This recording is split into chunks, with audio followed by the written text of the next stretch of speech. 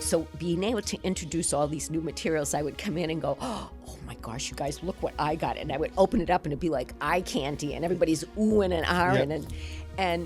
And it got to the point where I was actually doing orders. I was ordering supplies for my students but it all worked out great.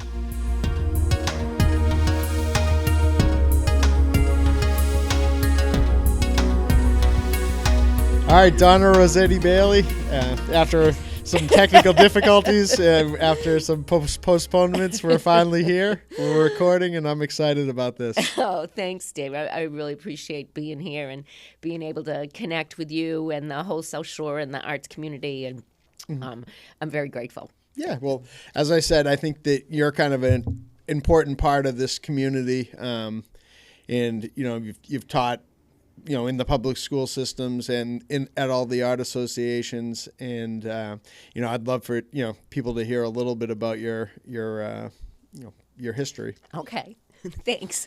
Well, I started teaching in Rockland at the junior high art in 1974, and I graduated from Boston University School of Fine Arts, where I was almost a sculpture major, but went into education, and you know what? It was really where I was supposed to be.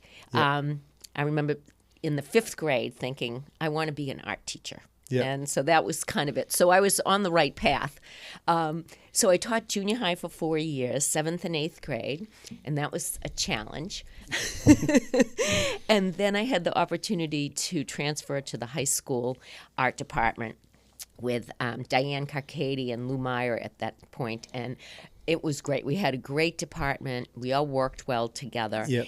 And I started off teaching the basic classes, of course, freshman classes, and I love to teach drawing to kids or anybody, because it's like once you break it down into the step-by-step components, people can get it. And some people are more talented than others naturally, but everybody can get that basic part of it if it's explained. It's like changing the oil in your car. Like, I don't know how to do that, but if somebody showed me and taught me. You did it enough, you become okay. sufficient at it. Yeah. So I had the opportunity for 19 years to teach at the high school, and eventually moved up in the department and taught the portfolio classes, and we did all our guidance for our students. So we would have colleges come in and look at the kids' portfolios, and then offer them some advice. And one of the people that we used to have come is Tim Gunn, who was on Project Runway. Yep. He used to come to Rockland High School and look at the kids' work. He was with Parsons School of Design. And we had such a great art department in Rockland. A lot of kids went on to art school and realized their potential that they had. One girl I remember, Susie Antonucci, she ended up working for a sheet manufacturing company after she went to Syracuse. Jeannie Salvucci was another one. She's a freelance artist now. Christina Tomchak.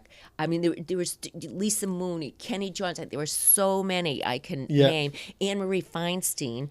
And I still hear from some of the kids. In fact, I go out to lunch with them sometimes, which is like, wow, how awesome to have been able to be part of helping them to become who they are. Yeah. And that same sort of thing is translated from the schools to the art associations too, right? Because I know that people that I say this to people all the time that I feel like the pastel community around here is so strong because of there's teachers that we're teaching it that are so well liked and respected, like yourself. Well, thank you. And then I see all these pastel artists who are super talented, and most of them have been in a class of yours. A lot of them have, and it's Liz Hayward Sullivan and I were teaching pastel in, I want to say, the early 2000s, late 1990s, 2000. And I had taken a couple of years leave of absence from Rockland, and then ended up retiring from public school, and then went into teaching privately. And that was at North River Arts, Duxbury Art Association, Social Arts Center. I was all over the place.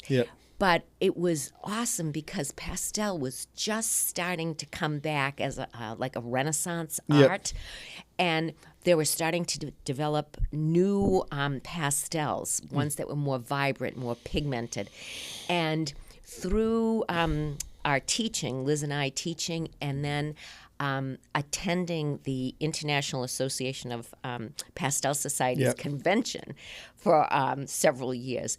That's like, the big party for all pastel artists all over the place. And that was awesome because you got to rub shoulders with these people that we admired, Richard McKinley and Albert Handel and Elizabeth Mowry, so many. And so as a result of teaching for all these years pastel, my last class was 2019. And I planned to go back. I had taken a semester off in the fall of teaching adults. I was teaching all adults at this point. And then the pandemic hit. And so that was the end of that. But in any case, I've had so many artists, pastel artists that I've had the opportunity to have in my classes. Rita Berkowitz, knocking it out of the park. Maureen Spinelli, Lorinda O'Connor, Jory Mason, Kurt Weiser. Kurt used to come to class at North River, I remember, with his dad. And it was a great opportunity because the two of them got to spend time together. And I remember Kurt used to always kid me because I'd come over to Bill and go, Bill, that's really nice. That's really great. And then I'd go to Kurt and I'd go, Kurt, that's awesome. I'd be like, oh, shoot, I should have said that about Bill too. And just great. And Kurt, I just saw her on Facebook. He was just had a painting that was accepted into the 6th annual Chinese biennial international pastel show. So he had a painting that went to China, and all of these artists that had just have found their own path. Mostly in pastels. Some do, oil or acrylic or other things.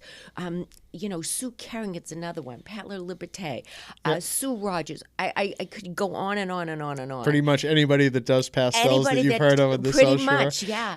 And I had most of them. But then when I retired, and I took that semester off, I knew we needed to get a good, strong instructor at South Shore Art Center because I had a following, a bunch of people that used to come because it wasn't about me, it was about the community. The group. And that was one of the things I always strived to establish in my classes is we're all in this together. And you don't need to paint like me. You need to paint like you need to paint like you because there's only one you. And that's really important. And however you can find whatever it is, and maybe you're just doing this because you like it and it's fun for you and you like people, or maybe you're really committed and impassioned about it, as so many of them are now. And so, needing to get a good, strong teacher.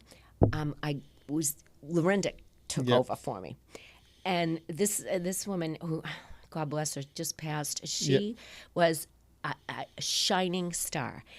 Incredibly talented. Both her parents were artists. And lovely people, and so talented. And Lorinda started as an oil painter, and she came to my pastel class, totally. But because her parents had come to an opening at South Shore, and we were serving free wine upstairs. That's a good. That gets a lot of people in the door to these shows. Her parents, sorry about that. Her parents came upstairs, and we had a pastel exhibit from the students in the class. And they were thinking, oh, wow, this is great. I think Lorinda would like this. So I was doing a demo the next week, and Lorinda came to South Shore to see it. And then she joined the class, and she came in, and she was like way over on the side of the room, and because she had been an oil painter. Well, she took to pastel like nobody's business, and just is a great teacher with young kids at St. Mary of the Hills School, and did a freelance graphic work, but a phenomenal teacher, so much so that the past couple of years there are several of us who are established artists who have taken this master class with Lorinda. Yep. And so it's so cool to have been her teacher, and now she's my teacher. Yeah, or has been my teacher, and I know she's still painting, everything in heaven. In the sky. Yeah. It was a lot, definitely a loss for the community. Oh, a huge loss for the community, and unfortunately, I was away for her memorial service, so I missed her celebration of life. But there was a woman on this cruise that was a dead ringer for her. So it's funny. Yeah. So I'm so proud of her, and I'm so grateful that I've been able to be a part of this journey for people. It's not about me at all. I was just the vehicle, Yeah, no, and I think one of the things I think I've mentioned this to you before when we've had conversations, just seeing your authentic enthusiasm for how well they're doing. It's so nice and refreshing. Yeah.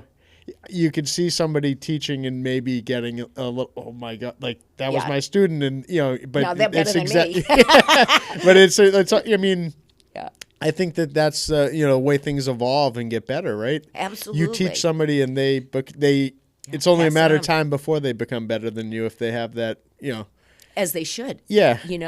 And or not necessarily better, but they become their, they evolve into and it keeps going. Find their path, and their path. And this thing I always emphasize with everybody was, it's your path. It's not mine. It's not anybody else's. So you can decide. And sometimes it's 2 steps forward and 3 steps back. Yeah. But don't be afraid to be who you are. Mm-hmm. And I remember there was a woman who studied with me, Joanne Gazoulis. God bless her. She has since passed too. But she saw the world in big shapes. Mm-hmm. And I remember gave a lesson, and then I went over to her easel and I saw what she was doing, and I said to her, just forget everything I just said and just do what you're doing. Yeah. Just do what you're doing. And I remember she said one time to me, she said, that was the best thing you ever said to me. Mm-hmm. And it was like, I'm glad I was able to find the right words, to do that. So I consider myself a teacher first and an artist second, because there are a lot of other artists out there that are way better than me. But the joy of sharing, and especially when I was teaching adults, because most of these people were retired, and they were coming to this because it's something they had wanted to do, and I was able to introduce all these new products that were coming out. Yep. And one of the products that is I still use is Terry Ledwig pastels. Mm-hmm. And Liz and I became good friends with Terry Ledwig and his wife Marie through the pastel conventions that we went to, and we would go out and visit them, and just the greatest people. But Terry developed these pastels that were rectangular shaped as opposed to round shape, which is what most of the pastels in the past have been. So now you have an edge to the pastel or end. So it kind of revolutionized. Is that why you see like a lot of like more sharper edges in the past? Yeah. So a lot of, and now more and more of the companies are moving to the rectangular format. I think probably for probably that a lot reason. easier. Probably a lot easier to round the top, right, than it is to square it off and be able to get those, those marks. And his pastels were hand sanded on each side. So once he would do the paste, and they put him in these molds, and then they would put him in a food dehydrator to dry them out. And then when they came out, they would have a 5-gallon bucket and a piece of hardware cloth and sand each side of each pastel. So the labor was huge in it. And the other thing that he did was he introduced these more highly pigmented, especially darks. And he introduced this eggplant purple color, which is like everybody loves. And I know Lorinda's used it. I mean, there's so many. I have maybe a little in here. To really deep dark purple, which was great for getting darks without using black. And I always try to stay away from black in my paintings just because it kind of deadens the color. So anyways, So being able to introduce all these new materials, I would come in and go, oh my gosh, you guys, look what I got. And I would open it up and it'd be like eye candy and everybody's oohing and ahhing. And it got to the point where I was actually doing orders. I was ordering supplies for my students but it all worked out great. Everybody got what they needed. I was able to introduce them to new materials. And then now there's more new materials that have come out since COVID that I'm not even as familiar with. Yeah. Just because I've been away from it for teaching for a little bit, but it was great. It was great. They used to call it the come here, little girl. I've got something to show you. Yeah. Like, where do you see this? And I would order enough so that people could try things too. Yep. It's like, here, take this paper and try it. You don't want to order it unless you like it. Yep. And different surfaces have different qualities about them. Some you can't get wet. Some you can get wet. Some are rougher than others and eat up the pastel more. Yeah. Some people prepare their own surface. So there's all different methods and ways. All sorts of different techniques to it. Yeah. So. Yeah, that must be. I mean, I never really thought about how pastels are actually put together. That must be something to see. Yeah, it's amazing. And I've had the opportunity to be out in a shop, and I actually taught a couple of workshops out in Denver at the shop, which was awesome. And they became such good friends. And he and his company was so well respected. And the company's coming after. There's this new line now, Mamut.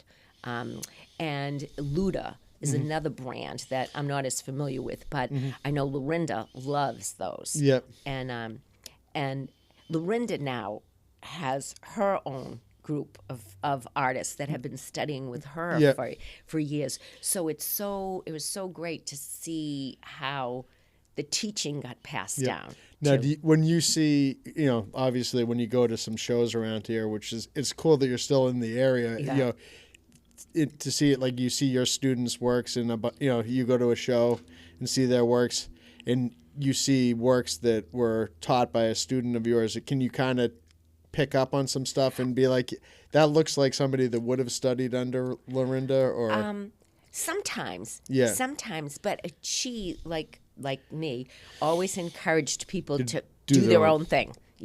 Don't paint like me. I'll do a demonstration. I'll show you how I would start this, but you don't want to paint like me. You want to paint like you. And she was very encouraging with that too.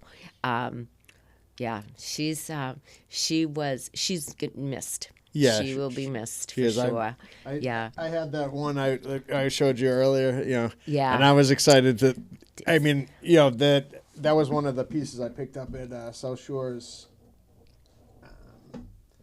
Their show that's coming up, the Small Works show. Yeah. I mean, I did a little reframing on it, but that's good. That was Yeah, it's. I'm glad I was able to purchase something from her before. Yeah, yes, and I just went to see. She has there's a show of her works at the Milton Arts Center where her memorial service was held, and. How long is that up for? I want to say it's up through at least Thanksgiving, but it might be longer. Yep.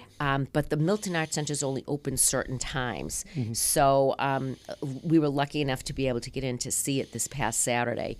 And if anybody's interested, this coming Saturday, I think they're open again from 1:30 to 3:30. Yep. But the show, the exhibit of her work is so inspiring to see it all hung together, and a lot of works I had never seen that she's done, and they are so filled with energy and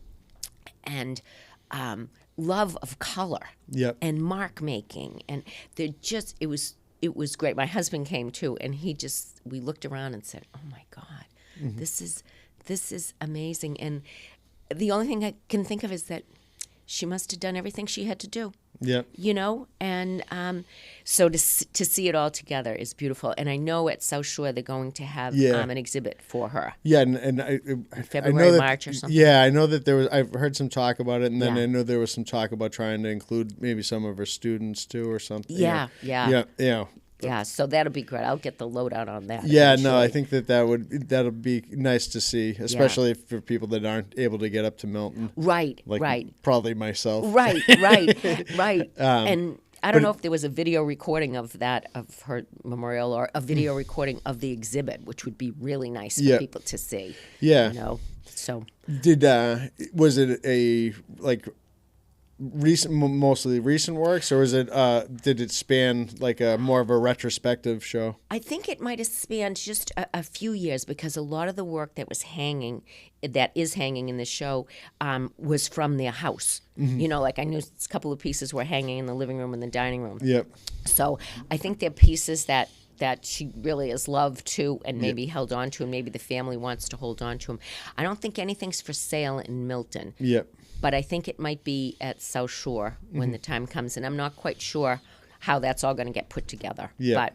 But mentioning that they were some pieces you saw in her house. Who's do you have a lot of pastels hanging in your home? Oh yeah, God, my studio is. And you know what? I am so blessed. I probably have more pastels that I could ever use in my entire life. From different things, not just your prizes and whatever. And I actually just won a set. Rita and I both won a set. We won prizes up in New Hampshire for their international show. And I just opened it up, and it was like the brand new box. I mean, I have a few brand new boxes that. When I was teaching, I would just pass them on to my students. But now that I'm not, it's like I need to have like a giveaway day or something like that. We can't have a sale. I would have a sale at my condo, but we can't do that. You're not allowed to do that. Not allowed to do that. But I could probably give them away for free. So at this point, I'm like, come and take a painting while you're here, because that's the other thing. Now we talk about this. It's like what. I'm making more paintings. I'm still trying to get rid of the stuff I have, And going back, when we moved to our condo, which was 11 years ago, I had taken all these sketches and put them in sketchbooks and stuff. And the other day, I started going through them, and it was like, oh, well, that one's pretty good. Oh my God, that's awful. Yep. To try to like weed out stuff, because as art teachers.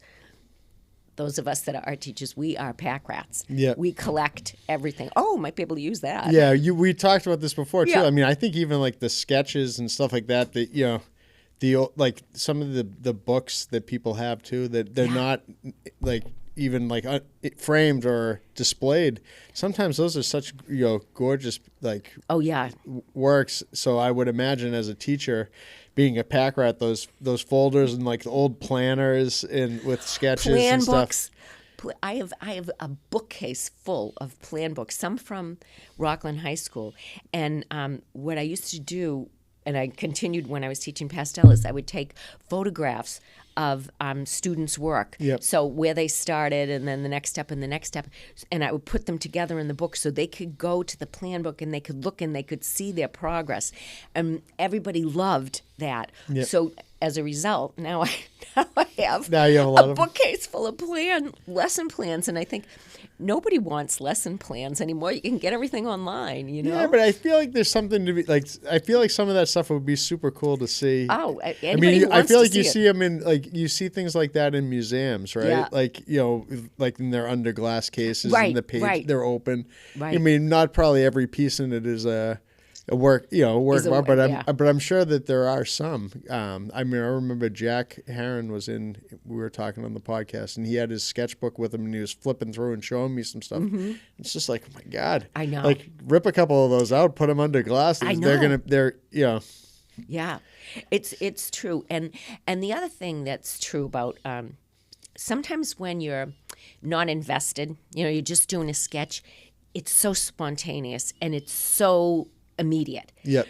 It's when you struggle and change and go back and forth that things lose their freshness, I find. Yep. And I know every time I go to the easel to paint, it's kind of, you pick that white surface or whatever color you're working on, it's like, okay. And you always go through a stage where it's kind of like, well, I'm not sure if I know where this one's going. Yeah. And most of the time, it's practice. Most of the time, it's not, a successful painting that you put into glass. Yep. Most of the time, it's just, honing the skills. It's like, playing sports. Yep. You get, they practice every day. Yeah, go over the fundamentals, right? Amen. Yeah. Amen. And that's it. So I haven't painted too much lately just because we were away, but at some point I'll get back to it. One of the best things I ever did was during the pandemic. I did a 30-day painting challenge where every day I painted. Every day. And what I would do is just kind of try to come up with my idea, but make sure my work area was clean. And I would paint big, small, whatever. And I did it for 30 days, and I was out of. I got a couple of good paintings out of that, which goes back to what I just said, and one of them went on to win an honorable mention in the Pastel 100, which was amazing because it was judged by Tony Elaine, who is so well respected in the pastel community. So that was like a huge thing. But I'll tell you, at the end of the 30 days, I was very happy. I was like, "Yippee! I'm done." Well, didn't you think of like Kelly and and Jody, what are they? Was she like 1,000 days? Oh my God, yeah. And Lisa Daria Kennedy, and I all these people that paint every day. Margaret Rosenblum. I get up and I work out every day. Yeah. It's like you pick what it is you're gonna, what you're gonna do, and it's not like I don't enjoy painting anymore. Yeah. It's just that I'm doing other things these days. Yeah. Well, I think there's always that. I can put that off till tomorrow. Yeah. I'm going to work on that tomorrow. That's probably also why some of those groups are so great too, right? Yes. Because it keeps you. All right. Well, I'm going to my the class or this or that, so I know I'm going to work. And then you get, find that inspiration to continue, or, it's kind of like having you don't need a trainer to be accountable to. Right, you need a pastel teacher. Right. And on Mondays, before the pandemic, it was awesome because my studio, I'm so fortunate. My studio in our condo is the basement, part of the basement, and it's great. It's got a walkout, so people can just come around the back. So before the pandemic, it was when Rita was sick. We started painting at my house on Mondays, and at some points we had 8 people in my studio painting, which was great. And then after the pandemic, we've kept it smaller. Yep. So we do still try to meet on Mondays at my house, and we paint for 3 hours. We usually yak for an hour. It's like catch up on everything first. Yeah, it's kind of like when I play hockey. I get to watch a bunch of guys drink beer afterwards for an hour. Exactly. And the people, my friends, were all my students, and they have become really great friends. And that's the other thing about teaching is that the friendships that develop, especially in the adults, I noticed the friendships that have developed and have stayed strong, and they still get together with people. Barb Chason is another one. It's just there's so many that that are now part of this group. Yeah, well, I think it's a strong community around here, and I think that that's part of the whole mission here with with the podcast, with what we're trying to do at the store, is to get more eyes on it and make people aware what an amazing community that and supportive. Yeah, supportive, and that's a huge part of it. And now I know Christine Bodnar's teaching. Yeah, she's teaching the master class now. Actually, I barged in on one of her classes not too long ago. Oh, it's Shore. Yeah. That's the intermediate class, I think, that she's doing there. And I know she's going to teach again in the fall, in the spring. Did she end up taking over the one for the master class? No. You know what we did on that? We met with Patrice May, who's the executive director. Yeah. And we decided we'd just kind of go along by ourselves. And I didn't make many classes because I was away this semester. And I know in the the winter session, I think they are planning to have guest artists come in and teach. Yep. So we'll see what happens there. Yeah. So yeah, will you be one of those guest artists? Probably not, because I'm in the class. So yeah, no, No. I'll go. So they'll get people from outside. Yeah, they'll get people from outside. Do you think or you'll wherever. teach again, or are you?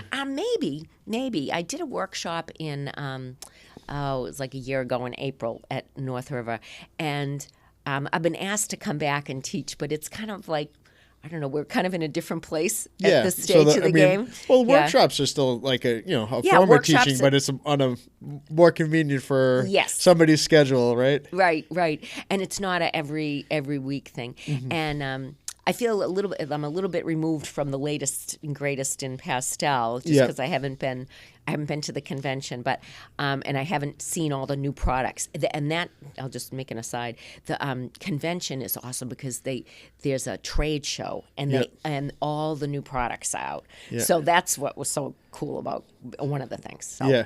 Anyways, so I'm very grateful. Thank you so much. Yeah. Well, and what piece that the piece that we have here is this one. Is this a recent piece or is this? Yeah, this one is about a year and a half old, and it was just down at the Plymouth Jewelry Show. Yeah. And this one also had been up in New Hampshire at their jewelry show, and this is like the frame. Oh yeah. Guess where it came from? Yeah. And I've been coming here forever since your dad. I mean, it was since Rockland High School. I can remember driving down here on my free period, like, quick, let me go to the frame center and back again.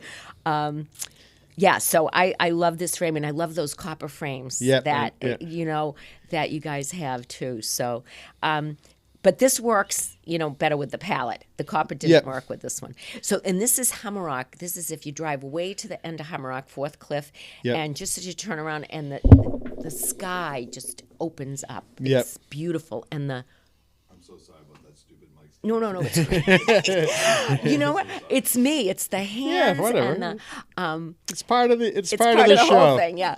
And feels like the clouds. Yeah. Yeah. Yesterday I actually had to go over to Rita's to drop off a couple of paintings for her, and the light on the marsh was absolutely breathtaking, and I had to stop, and I feel so blessed and grateful that we live where we do, and especially as a landscape artist, because everywhere you turn, it's like, oh my God, this is so beautiful.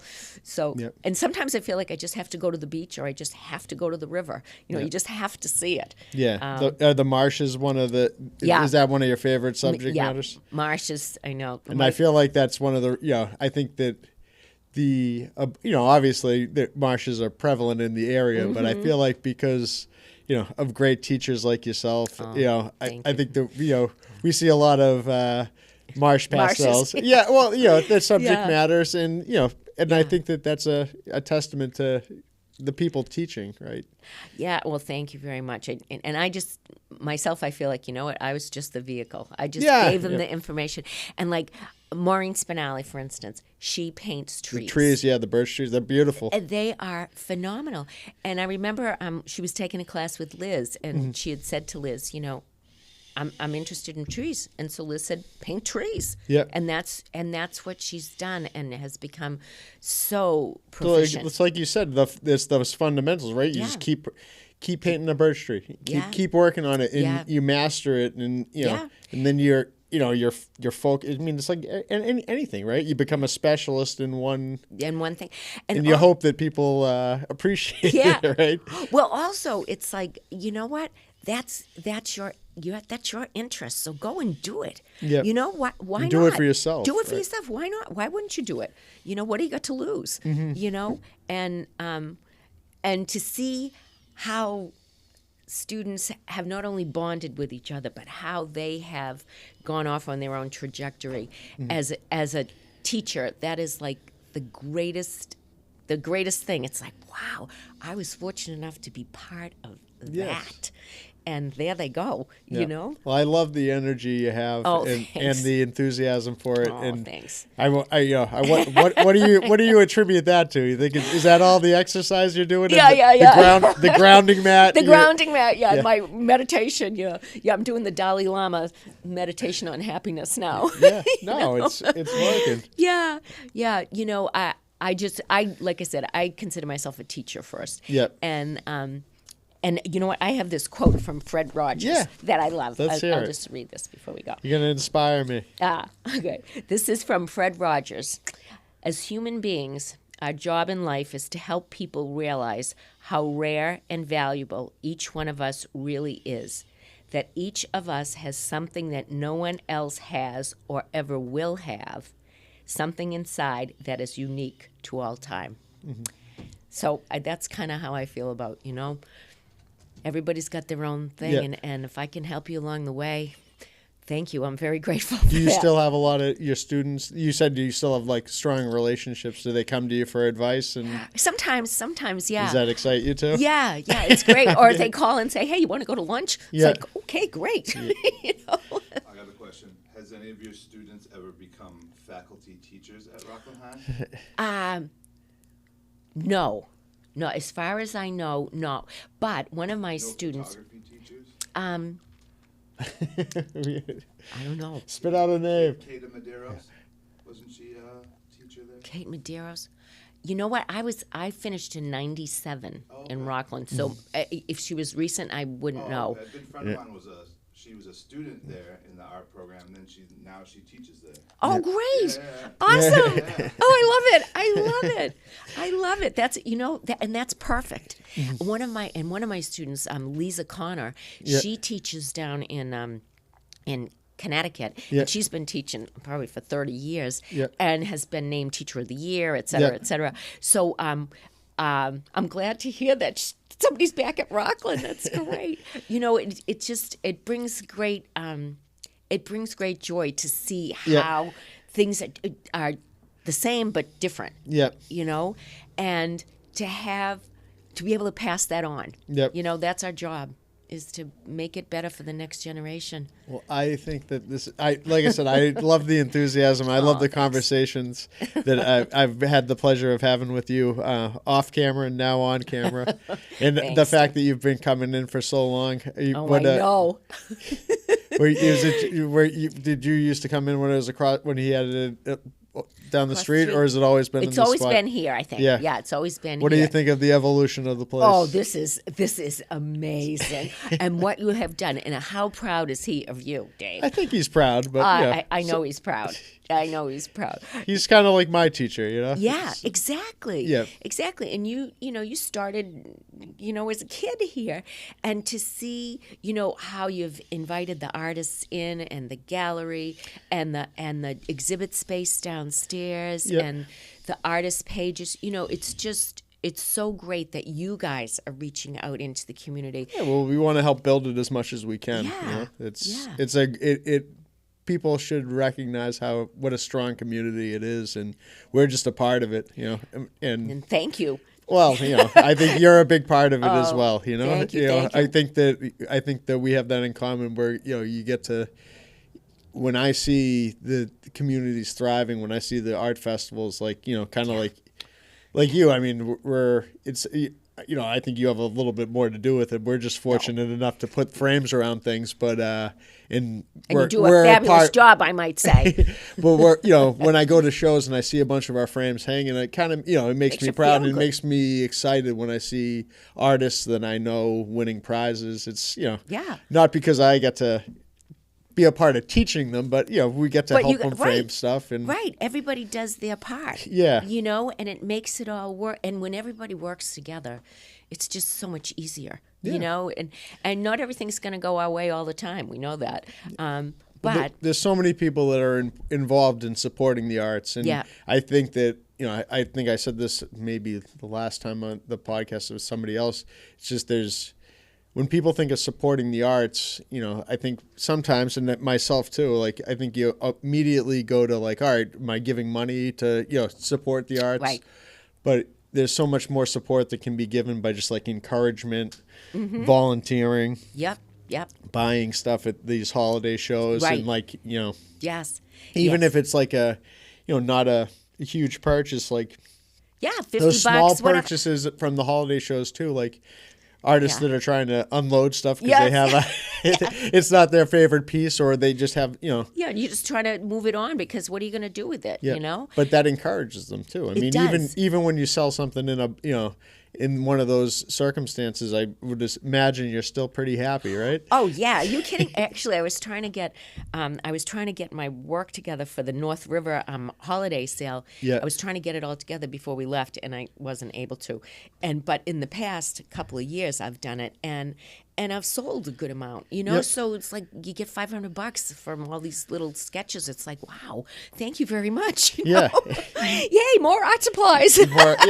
Well, it's a cycle, right? Yeah, it is. Yeah. Well, I always, like I said, I love seeing the community thrive, and to think that we get to be a part of that is awesome. And I gather you feel the same way. Absolutely, Dave. And you know what? People really appreciate you guys here too. I know that. And I know some pastel people will come in and say, I want to speak to so because but having those relationships, I mean, it's kind of like having a teacher too. I mean, and I think this was one of the things I wanted to ask you about too, was having that relationship, and you see somebody as a student, and you see them in a vulnerable stage, right? Or like if somebody comes in and they might be an amazing artist, right, but they might not know how to put a frame on something, right?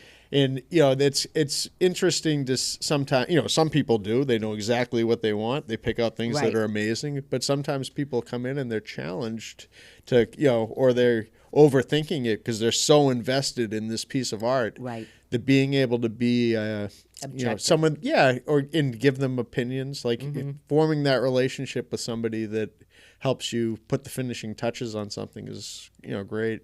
And pieces always look better framed. Oh. It's like, I'm gonna agree with you on that. They always look better framed. Sometimes, but you can always make things.